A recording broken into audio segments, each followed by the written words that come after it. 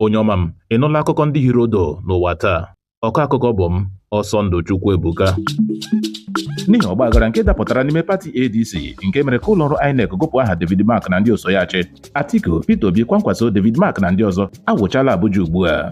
Ka ọ dị, pati ADC na-akpọ oku ugbu a ka onyeisi ụlọọrụ INEC Joash Amịpụtọn rituo n'oche ọrụ ya ozugbo.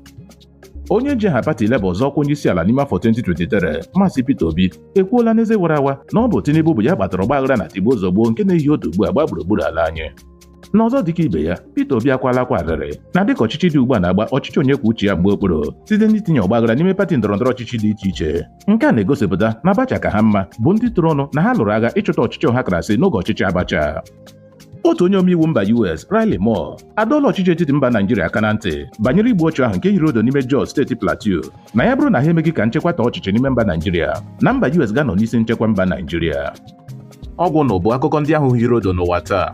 Sonyere anyị na YouTube, Facebook nakwa WhatsApp chanel anyị na Akụkọ n'asụsụ Igbo.